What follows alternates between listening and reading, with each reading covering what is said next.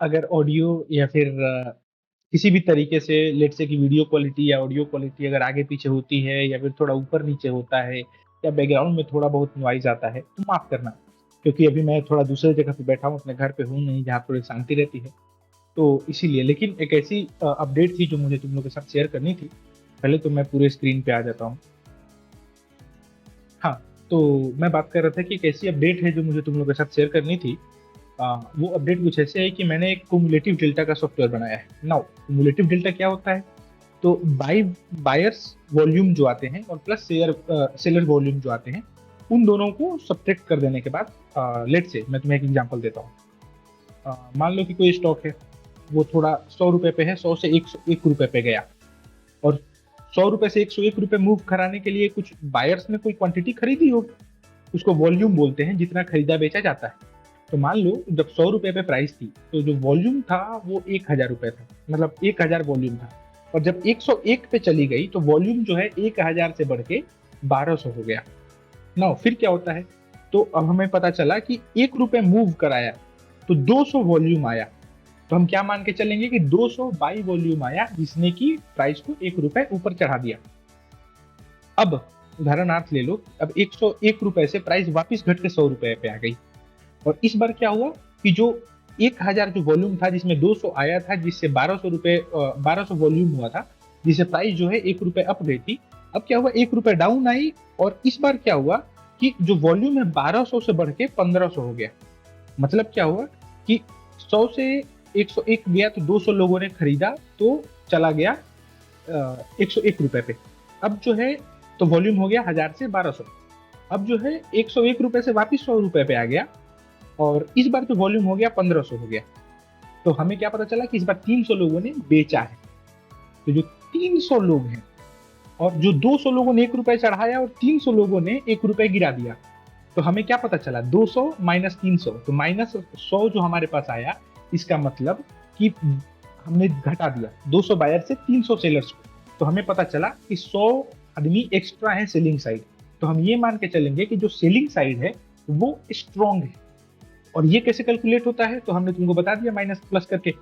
तो उसी को जो तुमने प्लस माइनस करके पता चला कि -100 मतलब 100 सेलर ज्यादा है, उसको कुमुलेटिव डेल्टा बोलते हैं। ये एक ऑर्डर फ्लो का कॉन्सेप्ट है।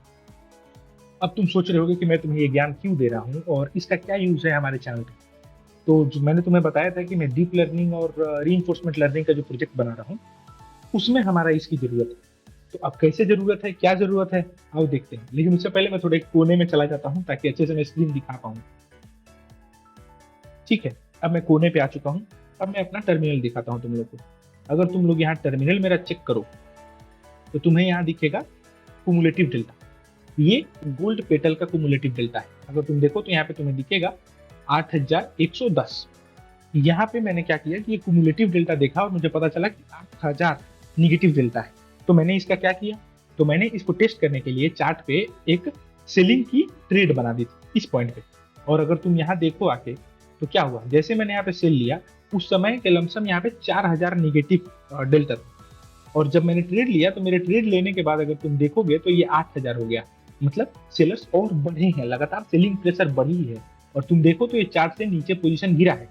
अभी जब मैंने वीडियो शुरू किया था तो तुम देखोगे कि क्यूमुलेटिव डेल्टा जो था वो थोड़ा ज्यादा था। अब जो है ये थोड़ा घट गया। तो अब क्या हो रहा था कि जैसे थोड़ा सा घटा तो तुम देखो कि बाइंग प्रेशर यहां बना।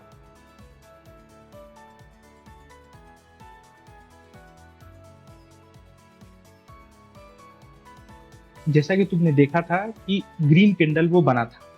तो ग्रीन कैंडल बनने के बाद क्या हुआ था, तो क्यूमुलेटिव डेल्टा घटने लगा था। अब यहाँ देखो एक बहुत बड़ा रेड कैंडल बना। अब रेड कैंडल बना तो क्यूमुलेटिव डेल्टा को और ज्यादा घटना चाहिए था, मतलब माइनस में और नंबर ऐड होने चाहिए थे। उस समय 8000 के आसपास था। अभी देखो यहाँ क्या हुआ, 8362 हुआ। मतलब क्या, 300 नए सेलर्स आए। और जैसे 300 नए सेलर्स आए तो क्या हुआ, तुम खुद देखो कैंडल रेड बन गया। मतलब जब ये 8000 था तो 8200 से घट के 8000 तक आया था।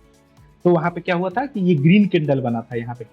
और अब तुम अगर देखो तो वहां से वापिस ये रेड कैंडल बन गया। रेड कैंडल तो बन गया, लेकिन अब हम क्या देख रहे हैं कि अगर तुम यहाँ देखो तो सीधे यहाँ तुम देख पाओगे कि 8000 से 8300 मतलब 300 निगेटिव डेल्टा आया।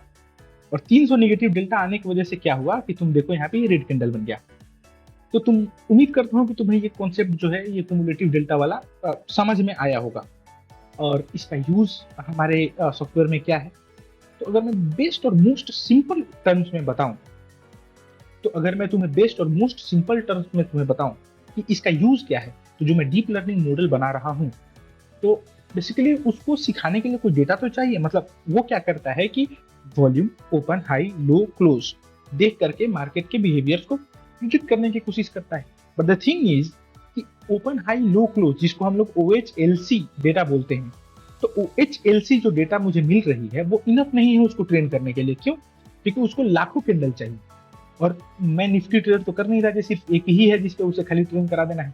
मेरे पास 200 स्टॉक्स है, अभी के समय में 212 है एग्जैक्ट, और समय आने पे बढ़ेगा। तो हर स्टॉक का अलग चार्ट होता है, हर स्टॉक का अलग डेटा होता है।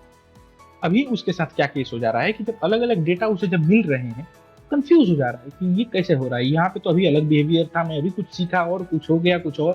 तो ये वो कंफ्यूजन मैंने दूर करने के लिए इस चीज को बनाया है। इसमें क्या होगा, तो उसको अब मैं एक एडिशनल और डेटा दे रहा हूं जहां पे वो बायर और सेलर को भी कंपेयर कर पाएगा, और वो देख पाएगा कि क्या हो रहा है बायर्स एंड सेलर्स के बीच में। और जब वो ये देखेगा तो उसे एक एडिशनल डेटा मिलेगा, जिस कारण वो एक एडिशनल एज बना पाएगा रिगार्डलेस ऑफ द स्टॉक्स। क्योंकि उसे ये दिखने लगेगा कि अच्छा, जब निगेटिव हो रहा है तो स्टॉक कोई भी हो गिर ही रहा है, और जब पॉजिटिव हो रहा है तो स्टॉक कोई भी हो चढ़ ही रहा है। तो फिर वो कोई भी एज एक ढूंढे, कोई भी एक स्ट्रेटजी ढूंढे अपने से। मैं कुछ नहीं करूंगा, मैं खाली ट्रेन करूंगा और इसको वो डेटा दूंगा। कोई भी स्ट्रेटजी ढूंढे और अगर उसमें ये वेरिफिकेशन लगा दे, तो तुम समझ सकते हो वो किस लेवल पे बन जाएगा और कहाँ बन जाएगा। तो इसी चीज के लिए मैंने ये बनाया है। तो अब और एक और था कि तुम्हें अपडेट भी देना था कि मैं कहाँ तक पहुंचा। तो उम्मीद करता हूँ तुम्हें ये पसंद आया होगा, समझ में आया होगा। अगर ये बहुत फास्ट हुई है तो एक बार रिपीट में देखो, तुम्हें समझ में आएगा, और जब समझ में आएगा तो तुम्हारा दिमाग घूम जाएगा कि मैं किस लेवल की अभी चीज बना रहा हूँ। दिक्कत पता है क्या है, समय क्यों लग रही? क्योंकि मैं एक अकेला डेवलपर हूँ। मैंने जो बनाया, जो किया, जो कर रहा हूँ, जो कुछ करता हूँ, वो अकेले करता हूँ। अभी तुम देख सकते हो मेरा बैकग्राउंड, मैं भी ऑफिस में बैठा हूँ। तो मेरी जॉब है, मेरी पर्सनल जो एल्गो का काम है वो है, प्लस मैं यूट्यूब चलाता हूँ, प्लस मैं कोचिंग चलाता हूँ जहाँ मैं बच्चों को और लोगों को सिखाता हूँ कि एल्गो बनाते कैसे। ऑफलाइन है ये, इसको धीरे धीरे भी ऑनलाइन करना है, बट मैं ये भी करता हूँ, तो मेरे पास समय बचता बहुत कम है, और उसमें ही इसको आगे बढ़ाना होता है। तो मेरे पास हफ्ते में गिन के 2 ही दिन बचते हैं, तो अब उसी में जो मैनेज कर पाता हूँ वो मैं कर पाता हूँ। तो इसीलिए थोड़ा समय लग रहा है, बट निश्चिंत रहो, जो चीज बन रही है वो इतनी तगड़ी बन रही है ना कि तुम्हारा दिमाग घूम जाने वाला है। मिलते हैं अगले वीडियो में, तब तक के लिए धन्यवाद।